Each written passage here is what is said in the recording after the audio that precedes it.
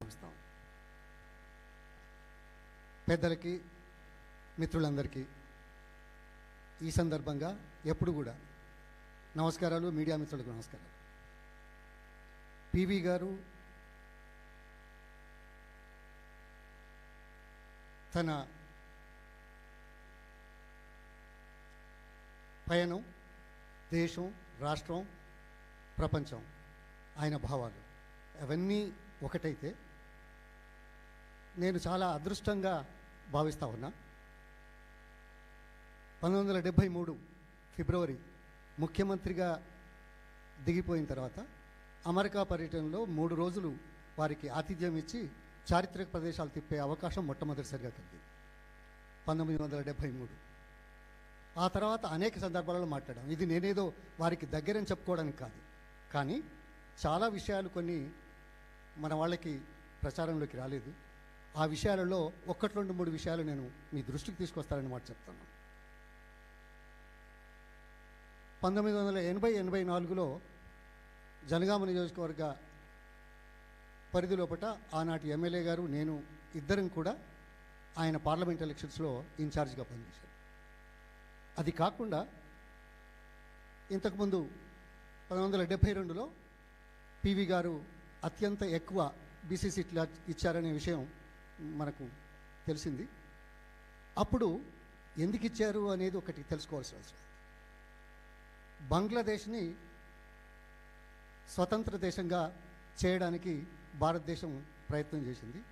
ఆ నేపథ్యంలో కాంగ్రెస్ పార్టీ మీద ఒక మంచి గాలి దేశం అంతా, కాంగ్రెస్ పార్టీ మంచి చేసింది, మనకు శత్రువులు లేకుండా చేశారు, శత్రువును చేశారు అనే వాదన వస్తున్న నేపథ్యంలో ఆ మూమెంట్లో ఈ బలహీన వర్గాల వారికి అవకాశం ఇస్తే గెలిచే అవకాశం వస్తుంది, గెలిచే అవకాశం వస్తే వాళ్ళు ముందు ముందు పైకి వచ్చే అవకాశం ఉంటుంది అనే ఉద్దేశంతో వారు ఆ పని చేశారు. కాదనేది కాదు, కానీ ఎంత బలవంతులైనా పార్టీ లేకపోతే పార్టీ ద్వారా కాకుండా వ్యక్తిగతంగా ఏ మేరకు ప్రజల మద్దతు పొందుతారనేది ఆత్మవిమర్శ చేసుకుంటే వారు చేసింది 100% నిజమని నమ్మిన వాడిని మీ అందరితో పాటు నేను ఒకరిని. అదేవిధంగా 2014లో తెలంగాణ రాష్ట్రం ఏర్పడింది, తెలంగాణ కాంగ్రెస్ ఇచ్చింది, సోనియా ఇచ్చింది అనే ఉద్దేశంతో అదే బాట లోపట వారప్పుడు సబ్జెక్టు కరెక్షన్ 72లో 290 సీట్లలో దాదాపు 39-40 వరకు ఇచ్చినట్టుగా గుర్తు. 2014లో తప్పనిసరిగా అందరం గెలుస్తామని అంటున్న నేపథ్యంలో, తెలంగాణ ఉన్న నేపథ్యంలో, తెలంగాణ ఇచ్చిన నేపథ్యంలో, అదేవిధంగా వారి అడుగుజాడల్లో నడవడానికి దాదాపు 30 పైచలకు బీసీలకు స్థానం ఇచ్చాం. గెలుపోటములు తర్వాత విశ్లేషణ చేసుకోవాలి. That's not the point. But the point is whether we are following his footsteps or not is the question. తర్వాత వారు ఎకనామిక్ రిఫార్మ్స్ గురించి తిరుపతి ప్లీనరీ సమావేశంలో, పబ్లిక్ మీటింగ్లో మాట్లాడింది మనం బయటికి తీసుకొస్తే చాలా స్పష్టంగా చెప్పారు, సాధారణ ప్రజలకు కూడా అర్థమయ్యే విధంగా. ఇది అర్థం చేసుకోవాల్సిన అవసరం ఉంది. ఇంకొక మేజర్ ఐటమ్ ఏంటంటే ల్యాండ్ రిఫార్మ్స్ మీద మాట్లాడారు. 1972 లోపల ఈ చట్టం తీసుకురావడం జరిగింది. చట్టం తీసుకురావడం ఒక ఎత్తు అయితే, చట్టం ఆమోదింపజేయడానికి ఆ ముందస్తు చర్య ఆర్డినెన్స్ తీసుకొచ్చారు పివి గారు 71లో. మళ్ళీ దానికి ఇబ్బంది లేకుండా ఆ కార్యక్రమం మొదలుపెట్టిన తర్వాత, అంటే 71లో ఆర్డినెన్స్ తీసుకొచ్చి 72లో పేద ప్రజలకు, బలహీన వర్గాల వారికి, అంతగా అదృష్టానికి నోచుకొని వాళ్లకు ఏవైతే భూములు ఇద్దాము అనే మాట ఏదైతే ఉందో అది చట్ట పరిధిలో చట్టం రూపొందించడానికి చేసే కార్యక్రమంలో మొదలు పనిచేశాడు. దురదృష్టం ఏమిటంటే ఇన్ని సంవత్సరాల స్వాతంత్ర దేశంలో ఈనాటి ప్రధాని చాలా బాధ కలుగుతుంది. మనం దీన్ని ముందుకు తీసుకురావాల్సిన అవసరం ఉంది. ఏమిటి? ఫామ్ బిల్స్ మొదలు ఏం చేశాడు ఈయన? ఆర్డినెన్స్ తెచ్చాడు. తర్వాత పార్లమెంట్లో తూతూ మంత్రంగా అప్రూవ్ చేసుకున్నాడు. అంటే ప్రజాహితం కోసం చేసిన కార్యక్రమం పివి గారైతే, పెట్టుబడిదారులకు చేసే కార్యక్రమం దొడ్డిదారిన ఇది రివర్స్లో చేశాడు అనేది మనం అర్థం చేసుకోవాల్సిన అవసరం ఉంది ఈ సందర్భంగా అనేది నేను తెలియజేస్తా ఉన్నాను. అదేవిధంగా ఇంకా చాలా విషయాలు ఉన్నాయి వారిది. తర్వాత వారు ఇప్పుడే అన్నారు పెద్దలు మాటలో, ఏది బాబ్రీ మస్జిద్ గురించి తానే ఇది అని. కానీ నేను ఒక్కటి చెప్తున్నాను, మనమందరం గూగుల్కి వెళ్ళాలి, చెప్పాలి, చూడాలి. వారు పార్లమెంటు లోపట నో కాన్ఫిడెన్స్ మోషన్ మీద పార్లమెంట్లో తను పార్టీ పెద్దగా మాజీ ప్రధానిగా చెప్పిన విషయాలు ప్రపంచానికి అంతటికీ తెలుసు. ఏంటి?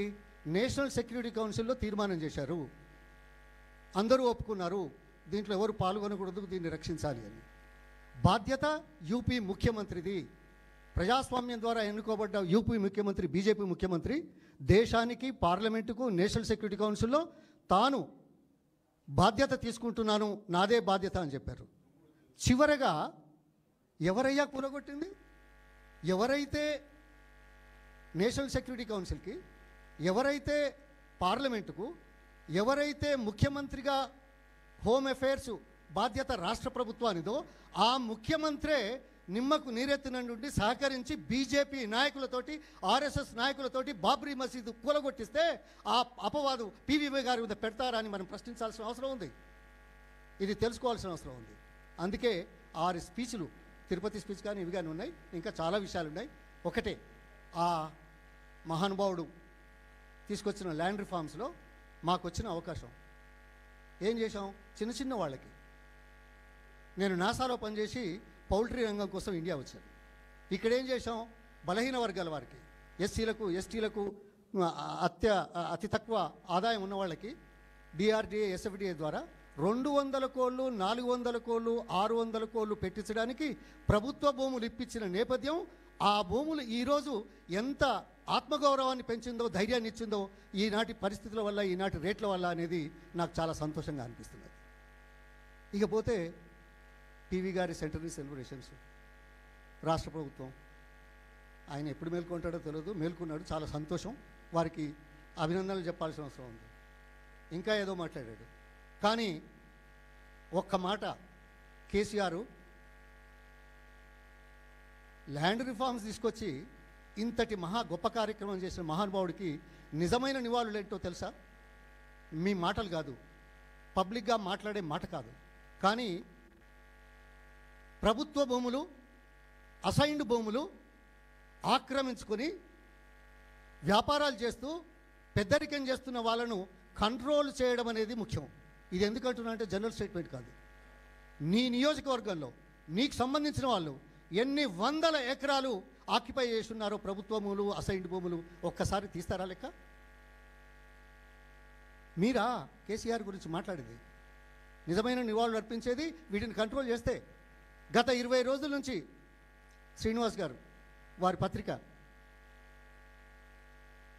ఫ్రంట్ లైన్లో ప్రభుత్వ భూముల గురించి ఏం రాశారో హెడ్లైన్స్ మనం చూస్తే ఈ ప్రభుత్వ పరిశీలన అట్లాగా ఉంది. అందుకోసం ఏదో నమ్మబలకడానికి చేసే కార్యక్రమాలు అవి నిజమైన నివాళులు కాదు. మేల్కోవాలి.